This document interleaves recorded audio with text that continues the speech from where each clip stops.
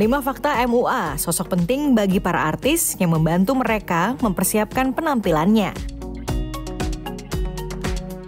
Mbak, kamu udah merugikan saya di depan 20.000 orang.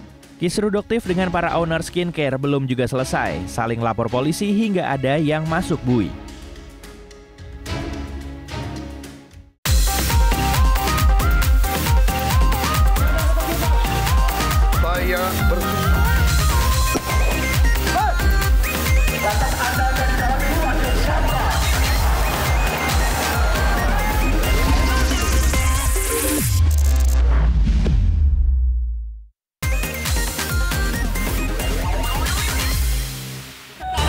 Resmi panggil dia Dokter Bopeng karena mukanya memang bopeng.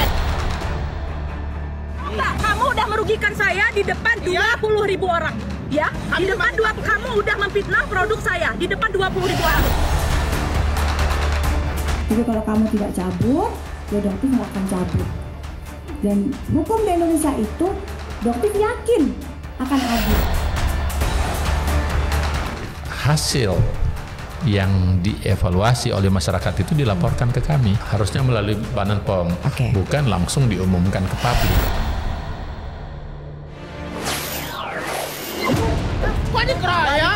Kami keroyok. Kami cuma tanya di mana kau beli. Hapus makeup, kau hapus, aku hapus. Sekarang aku resmi panggil dia Dokter Bopeng karena mukanya memang bopeng. Pengusaha skincare Sela Saukia bersama timnya melabrak dokter detektif usai acara dialog interaktif para pebisnis skincare dengan Badan Pengawas Obat dan Makanan. Polisi mau kesini, kita mau. Tidak ada keroyokan di sini orang disaksikan sama banyak orang, sama polisi juga. Kamu udah keterlaluan. Kamu kan masih berani main victim. Kamu penipu. Kamu joli. Kamu juga itu produk siapa? Ibu sadar nggak sih? Jawab. Kenapa nggak berani jawab kok? Hah? Kamu nggak berani jawab itu produk jawab siapa? lah, jawab. Iya itu saksi orang tuh. Ini hak aku. Hak aku juga. Aku minta hak aku. Kamu ini negara hukum apa negara kamu? Iya negara hukum. Udah tahu negara hukum kenapa kok gitu? Kok tadi kok udah dimalukan sama BPOM. Itu memeras dokter harga 20 miliar. Asal kalian tahu ya. Semua buktinya udah di Polda Metro Jaya. Sela tidak terima produk skincare lamanya yang tanpa label dan sudah ditarik diulas oleh Doktif. Ia mempertanyakan dari mana Doktif mendapat produknya tanpa label itu. Mbak, kamu udah merugikan saya di depan 20.000 orang.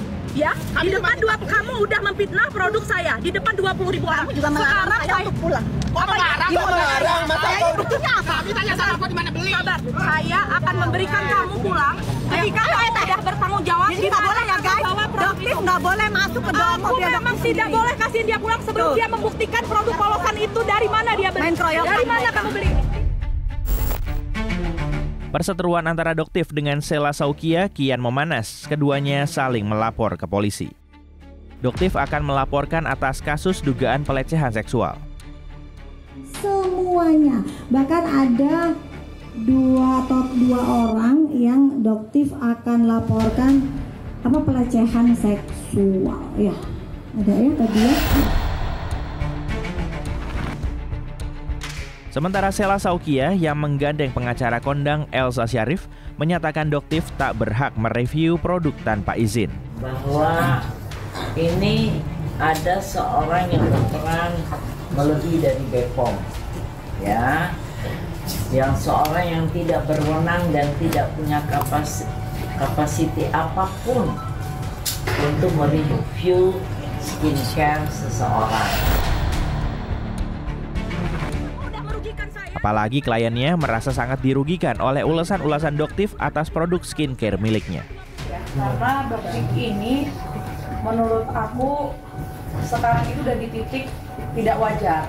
Ya, awalnya itu dia menyerangnya itu bukan hanya dari sisi skincare aja, dari personal, dari travel udah, skincare udah, terus sekarang beralih ke fashion. Dari segala sisi dia udah menyerang. Menurut aku ini sudah nggak wajar lagi.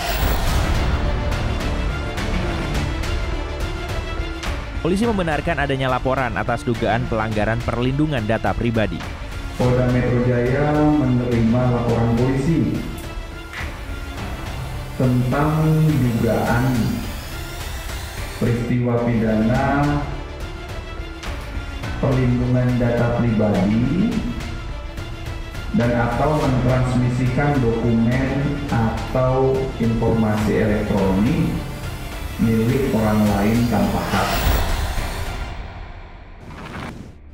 Doktif memastikan tidak akan mencabut laporannya jika tak ada itikat baik dari pihak Sela. Kamu melaporkan Doktif.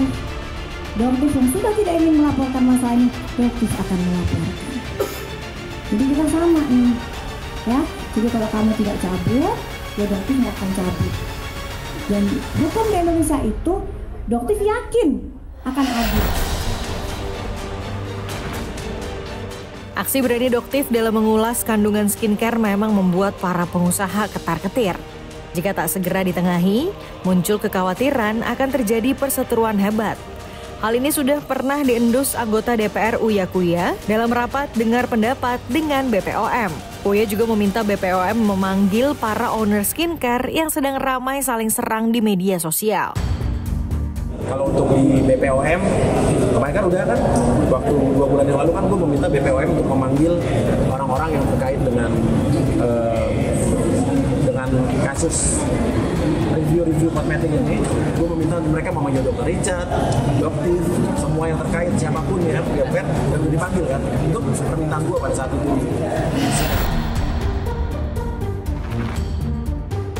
Kekhawatiran itu bukan tak beralasan. Doktif memang pernah berseteru dengan Dr. Richard Lee, yang juga pengusaha skincare. Kalau kamu boleh salah, orang lain tidak boleh salah, harus minta maaf dengan masyarakat. Kemarin di Densu katanya tulisan saya kecil. Nih, sama aja nih, kecil juga nih. Nggak jelas lagi kabur nih. Tintanya kurang bagus nih. Ah, sama aja nih. Baunya. Dan kita masukin ke lab dan hasilnya positif hidroquinone. Pengusaha skincare asal Palembang Melvina Husyanti, yang produknya pernah diulas dan disebut overclaim oleh Doktif, memilih membalas dengan sindiran, bukan merespon dengan permintaan maaf. Dan hasilnya... Produk skincare lain yang juga pernah direview Doktif adalah milik Mira Hayati, pengusaha dari Makassar yang dikenal sebagai Ratu Emas. Namun, Mira ditangkap di Treskrim Sus Polda Sulawesi Selatan pada 20 Januari 2025 dan ditetapkan sebagai tersangka karena memproduksi skincare berbahaya. Lantas siapakah dokter detektif yang bikin gempar dunia perskincarean di Indonesia? Doktif mulai dikenal masyarakat sejak kemunculannya pada September 2024.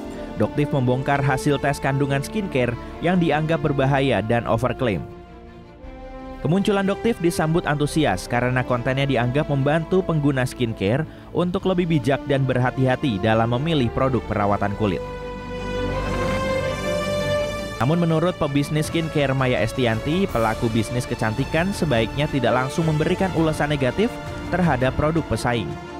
Tapi nggak perlu kali kita menjatuhkan barang orang di media sosial. Lo mau nggak aib lo dibuka-buka orang gitu kan? Mendingan udahlah, laporin Badan POM. Badan POM pasti bertindak. Itu yang pengalaman gue sebagai pengusaha skincare dari tahun 2014. Gue dulu import, bukan yang lokal punya gue sekarang ya gitu. Jadi menurut gue sih agak kurang elok kalau sesama pengusaha skincare saling menjatuhkan. Badan Pengawas Obat dan Makanan memang melarang influencer membuat konten yang mempublikasikan hasil pengujian laboratorium dari sebuah produk skincare atau kosmetik. Sesuai aturan, pernyataan yang bersumber dari hasil pengujian laboratorium bersifat rahasia untuk pihak yang bertanggung jawab dan tidak untuk dipublikasikan. Nah sekarang, jika ada produk yang masyarakat tidak puas, atau masyarakat merasa dirugikan, atau dia menemukan ketidaksesuaian, itu juga masyarakat bisa melakukan. Tetapi hasil yang dievaluasi oleh masyarakat itu dilaporkan ke kami. Karena jalurnya harus melalui BPOM. Harusnya melalui Badan POM, bukan langsung diumumkan ke publik. Jika ada pihak tanpa kewenangan menyebarluaskan hasil pengujian laboratorium, maka dianggap melakukan tindakan pelanggaran dan akan ditindaklanjuti sesuai ketentuan yang berlaku, termasuk proses pro justitia. Pelaku dapat dikenakan ancaman pidana penjara paling lama 2 tahun dan denda paling banyak 300 juta.